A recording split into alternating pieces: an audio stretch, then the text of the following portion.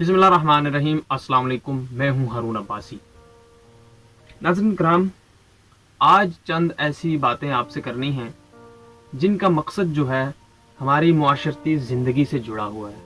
हमारे मुआशरती ज़िंदगी में बहुत सारे मसाइल हैं। हमारे मुआशरे के वो ऐसे मसाइल हैं जिन पर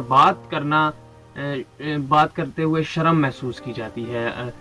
बहुत से ऐसे मसाइल हैं जिन पर बात तो की जाती है लेकिन उस पर अमल दरामद करना या उसको हाईलाइटेड रखना, ये इस पर शर्म महसूस की जाती है। हमारे मुआशरे का एक बढ़ता हुआ मसला जो रिपोर्ट किया गया है हाल ही में सैकड़ों बार, वो है चाइल्ड अब्यूज़। चाइल्ड अब्यूज़ की भी एक जो है बड़ी ही दिल खराश और दुख पहुंचा देने वाली ये फॉर्म है, उसे कहते हैं चाइल्ड रेप। यानी और उसके बाद ये जो सिचुएशन है, इसके बाद हमारे यहाँ एक अनफॉर्चुनेट चीज़ ये भी है कि विक्टिम ब्लेमिंग शुरू हो जाती है। हमारे यहाँ जो है चीज़ों को रोकना और मसाइल के रोकथाम के लिए बाद में आवाज़ उठाई जाती है। हमारे मुआशरे के समझदार लोग जो हैं और वेल एजुकेटेड लोग जो हैं वो विक्टिम ब्लेमिंग करना शुरू हो जाते हैं। जो विक्टिम होता है, जो मुतासरा एक फ़र्द होता है, उसी को ही तनकीद का निशाना बना देते हैं। हाल ही में कुछ ऐसे केस रिपोर्ट हुए हैं जिसका ताल्लुक जो है वो बराह रास्त इन चीज़ों से जुड़ा हुआ है।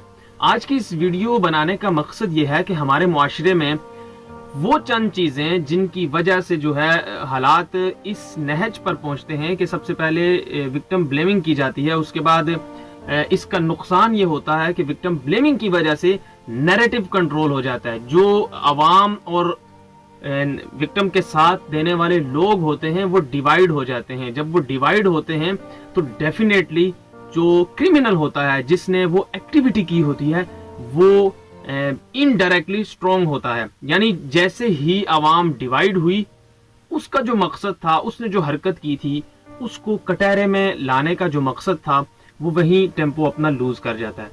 इसी वजह से इस किस्म के लोग जो हैं वो धंधनाते फिरते हैं और उनको कोई खौफ नहीं है। हमारे मुआशरे का एक सबसे बड़ा अलमिया ये है कि हम जब से सोशल मीडिया इस्तेमाल करना शुरू हुए हैं और 7 करोड़ के लगभग आबादी जो है जिनका ताल्लुक बराह रास्त जो है एक्टिव सोशल मीडिया प्लेटफॉर्म से है, यानी 7 करोड़ वो लोग हैं जो सोशल मीडिया पर कहीं ना कहीं किसी न किसी प्लेटफॉर्म पर रेगुलर बेसिस पे एक्टिव रहते हैं।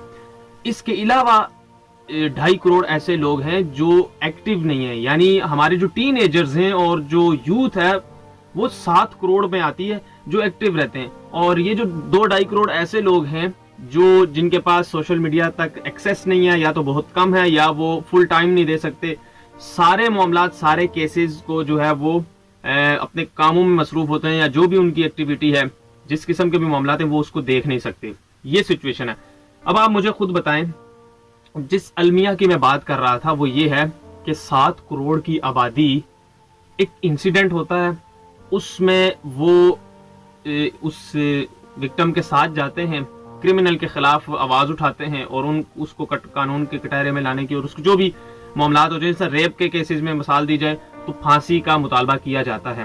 वो जो 7 करोड़ यूजर्स हैं उनमें से लाखों की तादाद, यानी अगर आप हजारों कहेंगे तो गलत होगा, लाखों की तादाद में लोग जो हैं विक्टिम के साथ जाते हैं। अब आप मुझे ये बताएं, जो फिजिकल प्रोटेस्ट हो, जहां पर लाखों की तादाद एक चीज मनवाने के लिए अवाम हो, दुनिया की कोई ताकत उसको रोक नहीं सकती। उनको इस चीज को, इस मामले में सरेंडर करना पड़ेगा और वो चीज मानेंगे। लेकिन यहीं पर हमारे यहाँ अनफॉर्चुनेट चीज ये है कि लाखों की तादाद में आप नूर मुकद्दम के केस को देख लें, आयशा लाहौर वाली के देख लें, जो भी वो कॉन्फ्लिक्ट था, जो भी मामलात थे, दोनों तरफ से गलतियां थी, वो चीज़ देख लें। उसके बाद मदारिस में जो बच्चों के साथ रेप होते हैं, मासूम बच्चों के साथ जो रेप, जैनब का देख लें वाकया, फिर कितने नाम हैं यहाँ पर जहन में ही नहीं आ रहे, और इसकी तादाद शायद ही पूरी हो और बहुत घंटे गुजर जाएं अगर तो शुरू से ये सारे नाम गिने जाएं।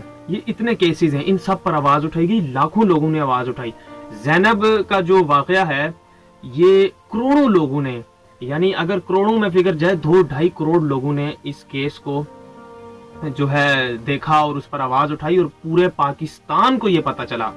نور مقدم کا کیس ہے, اس کی جو فگرز آ رہے ہیں وہ بھی کروڑوں میں اس کا جو ہے لوگوں کو پتا چلا کہ دیکھیں کروڑوں میں چیز پتا چلی کہ یہ انسیڈنٹ ہوا ہے اور وکٹم کے ساتھ آپ نے جانا ہے. ہوتا یہ ہے کہ ہمارے ہاں 2-3 دن آواز اٹھائی جاتی ہے, چند لوگ اٹھاتے ہیں اور پھر وہ لاکھوں میں وہ قافلہ ہوتا ہے. اس قافلہ اور اس آواز اٹھانے والوں کا جو مثال ہے وہ ایک بھیڑ کی طرح ہے, کیونکہ اس سے کچھ فائدہ نہیں ہو رہا. فائدہ اس وجہ سے نہیں ہو رہا جو کہ المیہ ہے کہ ہم 2 دن آواز اٹھاتے ہیں یا 1 دن آواز اٹھاتے ہیں, سوشل میڈیا یوز کرتے ہیں اور پھر وہ چیز دبا دیتے ہیں خود ہی, اور اس حوالے سے سوالات نہیں کرتے, اس حوالے سے جو ہے ہم جو ہے ایکٹیو نہیں رہتے, اس کو رپورٹ نہیں کرتے بار بار اور اس پر نظر نہیں رکھتے. ہوتا یہ ہے کہ سوشل میڈیا پر وائرل ہونے کی وجہ سے کچھ دن اس پر کام کیا جاتا ہے اور کچھ دن بعد جو ہے آٹومیٹکلی یہ چیز ہے, یہ اس پر کسی ادارے, کسی شخص اور کسی فرد کا کوئی رول نہیں ہوتا, آٹومیٹکلی یہ چیز بیٹھ جاتی ہے. پھر جو انڈیویجول طور پر جو ہے پردوں کے پیچھے جو معاملات چلتے ہیں اس سے پھر یہ عوام جو ہے لاکھوں کی تعداد میں آواز اٹھانے والی وہ بے خبر ہو جاتی ہے. اس کی وجہ یہ ہے کہ یہ خود ہی پیچھے ہٹ جاتی ہے. اور ہمارے ہاں سوشل میڈیا یوز کرنے کا ایک سب سے بڑی انفارچونیٹ چیز یہ ہے کہ ہمارے ہاں چیک اینڈ بیلنس نہیں ہے.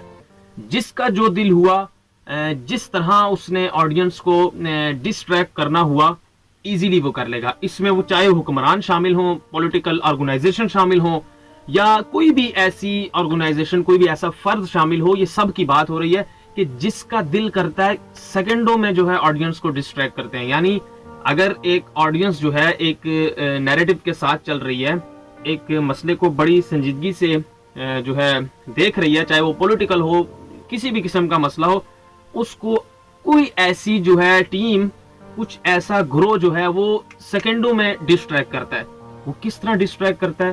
آپ کے فون کے اندر کیا وہ ڈیلیٹ کر دیتا ہے وہ کیس, آپ کے بازو پکڑ لیتا ہے, آپ کا آنکھیں بند کر دیتا ہے؟ نہیں, کچھ بھی نہیں کرتا.